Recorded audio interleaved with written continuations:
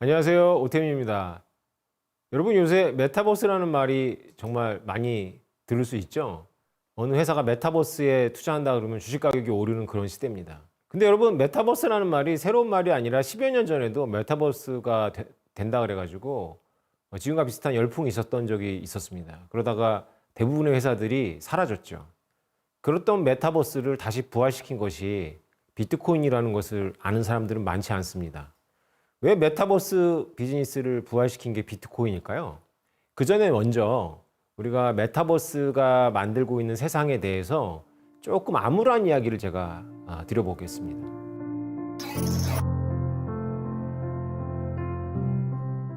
여러분, 우리는 지금 디지털 세상에 살고 있죠. 특히 코로나로 이런 언택트 시대에 디지털에 여러분들의 정보가 너무나 많이 있고 우리가 디지털에서 쇼핑도 하고 많은 것을 합니다. 근데 여러분들 좀 이상한 걸 느끼셨을 거예요. 예를 들어서 이런 거죠. 여러분들이 고등학교 때 여러 가지 활동을 하면 고등학교 데이터베이스에 올라갑니다. 그럼 그 데이터베이스에 올라간 기록을 여러분들이 대학에 제출할 때 어떻게 하나요? 종이로 다 뽑지요. 그래서 그 종이를 제출합니다. 그러면 대학에서 그것을 다 입력을 해요. 자, 여러분들이 대학에서 학점도 받고 하고 졸업장도 받으면 여러분들이 회사에 입사원서를 낼 때 어떻게 하나요? 또 종이로 뽑습니다. 그래서 그 종이를 회사에 내면 회사가 또 그걸 입력합니다. 자, 이것만일까요? 분명히 구청 컴퓨터에 여러분들의 여권의 디지털 형태가 있을 텐데 종이를 굳이 만들어서 여러분들이 공항에 갈 때마다 여권을 두고 가는 것에 대한 그 악몽을 꾸죠. 그게 디지털 형태로 되어 있으면 그런 악몽이 필요 없잖아요. 그죠? 바로 구청에서 출입국 관리 사무소로 여권이 넘어가면 되지 않겠습니까? 네. 이런 세상이 오고 있는 건데 뭐가 문제일까요? 문제가 있죠. 고등학교에 있는 데이터베이스를 대학이 들어간다. 대학에 있는 데이터베이스를 기업이 들어간다.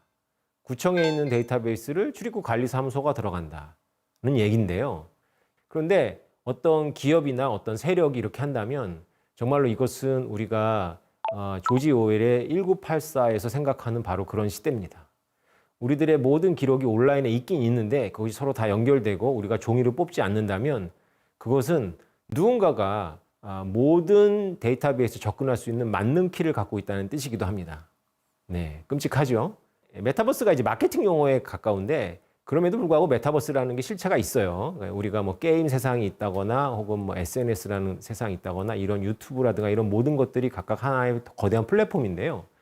이런 하나하나의 플랫폼을 생각하지 마시고 이 플랫폼들이 모두 연결돼서 이렇게 물 흐르듯이 끊기지 않고 연결되는 그런 메타버스를 생각해 보죠.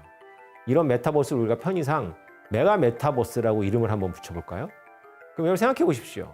메가 메타버스가 완성되려면 어떤 일이 일어나야 되나요? 네, 아까 서두에 말씀드렸던 어느 서버에나 어느 데이터베이스에나 권한을 갖고 접근할 수 있는 그런 중앙이 있어야 됩니다. 근데 여러분들은 그런 시대를 원하시나요? 예, 이런 시대를 바로 디스토피아라고 합니다.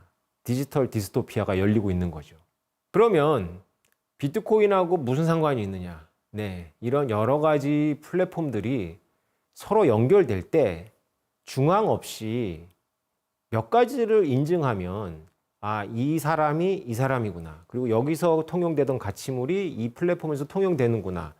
그래서 두 가지를 이동시키는 기술이 있으면 돼요. 뭐냐 하면 신원하고 자산이죠.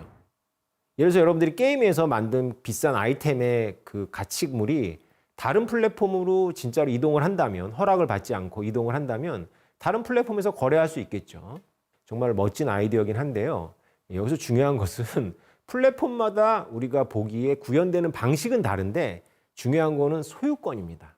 누구의 것이냐, 그리고 그가 누구이냐, 이 두 가지만 이동하면 되는 겁니다. 그래서 각각의 플랫폼에서 존재하는 모나리자는 형태가 다르겠죠. 내가 모나리자의 소유권을 사서 내가 싸이월드에 걸어 놓을 때 그 모나리자는 누가 봐도 모나리자 그림은 맞지만 픽셀을 열어보면 모나리자랑 별로 상관없고요. 싸이월드의 디자이너가 구현한 모나리자겠죠. 그 소유권을 내가 다시 로블록스로 옮기면 로블록스에는 로블록스에 맞게 레고 블록 같이 비슷하게 생긴 모나리자가 있을 거고요. 또 소유권을 또 다른 플랫폼으로 옮기면 거기도 누구나 봐도 모나리자라는 걸 알지만 똑같은 모나리자는 아니죠. 중요한 건 소유권입니다. 다시 한번 강조하지만 메가 메타버스가 생기면서도 디스토피아로 가지 않기 위해서는 두 가지가 플랫폼을 이동해야 되는데요. 하나가 자산이고 하나가 신원입니다. 이해가 되셨죠? 그래서 비트코인에 만든 기술이 혁명적인 것이고 비트코인이 만든 기술 때문에 지금 메타버스가 새로운 붐을 맞고 있다라고 해도 과언이 아닙니다.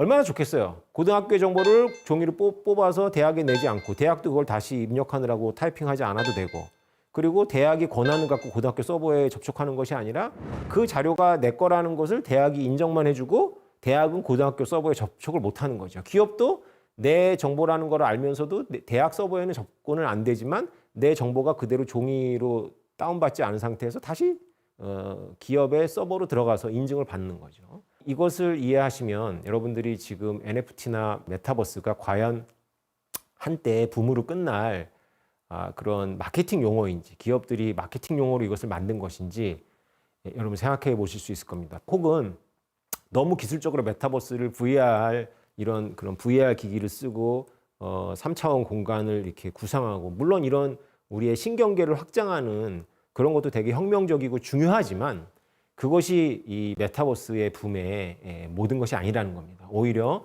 메타버스 붐의 핵심은 자산과 신원이 각각 독립적으로 섬처럼 고립되어 있는 온라인 세계를 연결시킬 수 있다는 거죠.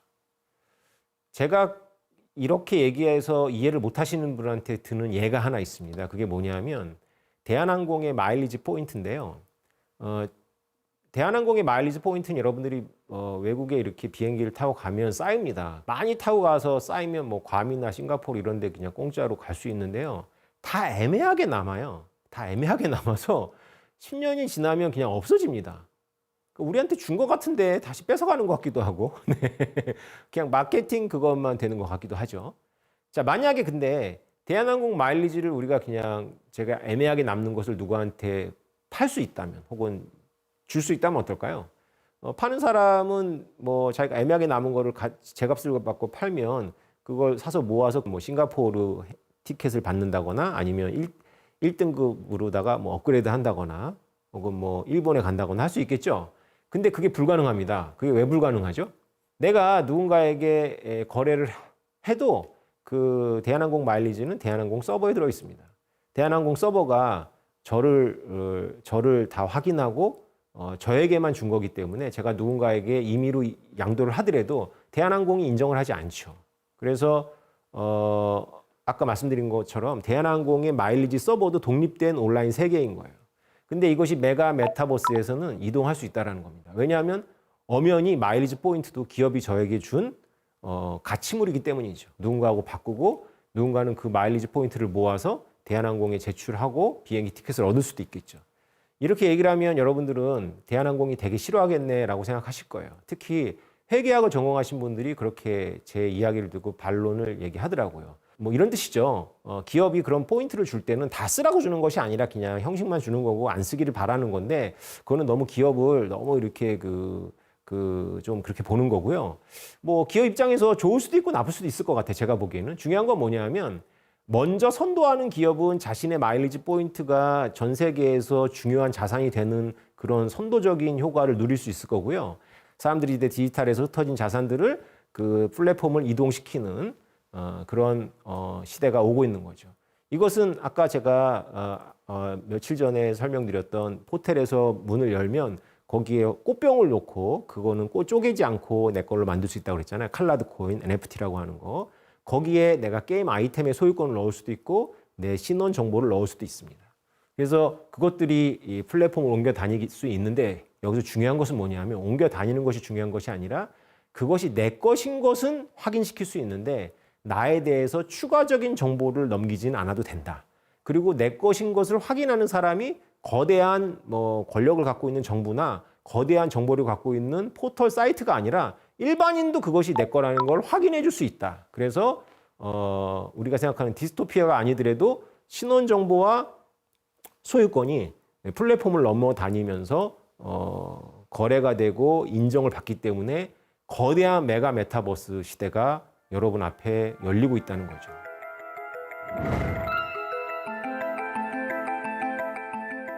그래서 비트코인의 발명은 인터넷의 완성하고 관련이 있습니다.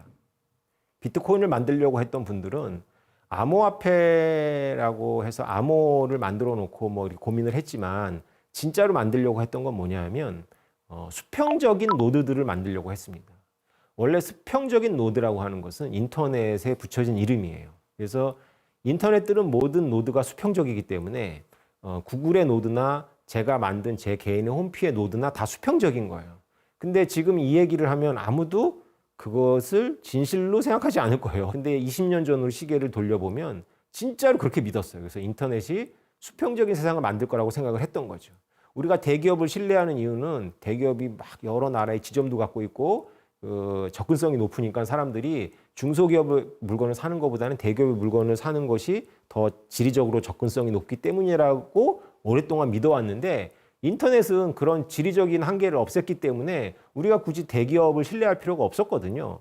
그런데 인터넷이야말로 시장 경제에서 만든 어떤 독점률보다 높은 독점률을 보여주고 있어요. 여러분들 구글의 독점률, 네이버의 시장 점유율, 유튜브의 시장 점유율, 페이스북의 시장 점유율 한번 찾아보십시오. 70%, 80%, 90%가 그냥 나옵니다. 아니 어떻게 지리적인 한계가 없는 인터넷인데 왜 이렇게 독점률이 높을까요? 네, 그것을 암호화폐를 만든 사람들은 인터넷이 미완성품으로 세상에 나왔기 때문이라고 믿습니다. 미완성품인데 뭐가 미완성품이죠? 네, 결제 수단을 갖고 나오지 않았어요. 저처럼 비트코인을 좋아하고 이런 암호화폐를 개발했던 사람들은 인터넷이 수평적인 세상을 만들 거라는 걸 기대했다가 그 꿈이 무너지는 현실을 보고 빨리 결제 수단을 만들어야 된다고 생각을 한 거예요. 그러면 왜 결제 수단이 없는 인터넷이 구글, 네이버 같은 거를 만들었을까요? 자, 제가 여러분한테 여쭤볼게요. 비트코인 이전에 이 세 가지가 없는 결제가 가능했을까요? 인터넷에서? 세 가지가 없는 것은 무엇이냐면요. 첫 번째, 회원가입을 안 해도 돼. 회원가입을 안 해도 돼요. 두 번째, 나의 여러 가지 정보를 넘기지 않아도 돼. 세 번째, 콘텐츠의 가격에 비해서 막대한 수수료를 내지 않아도 돼. 이 세 가지가 없는 수수료, 그 다음에 정보를 넘기는 거, 그 다음에 회원가입, 이 세 가지를 안 하는 결제가 가능했을까요? 이것을 마이크로 페이먼트, 소액 결제라고 합니다. 소액 결제가 되려면 이 세 가지가 없거나 거의 적어야 돼요. 이게 무슨 말이냐면 기사를 하나 볼 때, 웹툰 하나 볼 때, 그림을 하나 볼 때 100원, 500원을 결제할 때 수수료를 100원짜리를 결제할 때 100원을 낸다거나 500원짜리를 결제할 때 500원을 내지 않아도 된다는 의미이고 500원을 결제하기 위해서 회원가입하는 거죠. 주민등록번호 넣고 막 온갖 거 다 넣어야 될 필요가 없다는 뜻이고 500원짜리를 결제하기 위해서 내 신용카드 번호를 노출하지 않아도 된다는 겁니다. 이런 시스템이 없습니다. 다시 말해서 우리는 지금 인터넷 시대에 너무나 익숙하고 인터넷 쇼핑에 너무나 익숙한데 인터넷 쇼핑은 오프라인하고 근본적으로 뭐가 다르냐면 여러분들이 길을 가다가 핫도그를 사 먹을 때 여러분들이 1,000원짜리 지폐를 내면 그 1,000원짜리 지폐가 위페인지 혹은 여러분한테 주민등록증이나 운전면허증을 요구하지 않죠. 상인께서. 그러나 여러분들은 지금 현재 인터넷에서 1,000원짜리, 500원짜리를 지불할 때 여러분들은 못 느끼지만 여러분들의 신원 정보를 다 노출하고 있는 거고 여러분들의 뭐 하는 것이 뭐 위조인지 아닌지가 다 검출이 되고 있는 겁니다. 다시 말해서 인터넷의 세계에서는 그래서 백화점밖에는 살아남을 수가 없는 거예요. 인터넷 세계에서는 이렇게 우리가 벤더라고 하는 핫도그 장사, 떡볶이 장사들이 그냥 현찰받고 장사할 수가 없는 겁니다. 왜냐하면 신원 정보를 많이 갖고 있는 공룡들만이 마이크로 페이먼트에 참여할 수가 있기 때문에 그렇습니다. 그래서 포탈들한테 결국은 돈이 모이고 정보가 모이게 되는 거죠. 그래서 2000년대에 닷컴 버블이 꺼지기 전에 인터넷이 엄청난 투자를 받았고 유료화 논쟁이 시작을 했습니다. 기억하는 분들이 별로 없을 텐데 인터넷이 완전히 무료였어요. 인터넷 시대가 온다고 해서 투자를 엄청 받았는데 수익을 아무도 못 내고 있는 거예요. 그래서 몇몇 기업들이 유료화를 해야 된다는 거를 외쳤고 유료화를 했던 회사들은 다 망했습니다. 무료를 고집했던 회사들만 살아남았어요. 그러면 어떤 회사가 무료를 고집할 수 있었을까요? 네, 거대 자본을 투자받은 회사들만 무료를 버틸 수 있었던 거죠. 그래서 무료를 버텼던 회사들이 나중에 어떻게 했나요? 거기다가 온갖 미성년자들이 보기에 낯뜨거운 광고들을 올리기 시작했고 여러분들의 정보를 빨아들이기 시작했습니다. 그래서 지금 포탈들은 정부보다 여러분에 대해서 더 많은 것을 알게 되었습니다. 정부는 지금 여러분들이 누구랑 사귀고 있고 어떤 정치 성향을 갖고 있고 어떤 종교를 갖고 있고 어떤 책을 읽고 있고 어떤 영화를 좋아하는지를 모르죠. 정부는 몰라요, 그거를. 그러나 우리가 사용하고 있는 포털들은 그걸 다 알고 있습니다. 왜요? 결국은 가장 중요한 금융 정보가 포털들한테 넘어가 있기 때문에 그렇습니다. 이것이 바로 암호화폐, 비트코인을 만든 사람들의 문제의식이었어요. 그래서 암호화폐, 비트코인을 만든 사람들은 암호화폐를 만들어낼 수만 있다면, 이메일처럼 돈을 보낼 수 있다면 우리가 굳이 인터넷 세계에서 백화점들이 아니라 리어커에서 현찰로 핫도그와 떡볶이를 사 먹을 수 있듯이 사 먹을 수 있다라고 생각을 한 겁니다. 그래서 이제는 웹툰 작가가 네이버 같은 플랫폼이 아니라 자기가 그냥 웹툰을 만들어서 올리면 그냥 그 한 편을 100원 주고 500원 주고 사서 보는 거죠. 그걸 볼 때 내 정보를 노출하지 않아도 되는 거고 회원가입하지 않아도 되는 거고 그리고 수수료를 많이 내지 않아도 되는 겁니다. 이런 시대가 여러분들 멀리 있을 것 같아요? 아니요. 바로 코앞에 와 있습니다. 그래서 여러분들께서 공부하시고 준비하셔야 됩니다. 네, 다음에 뵙겠습니다.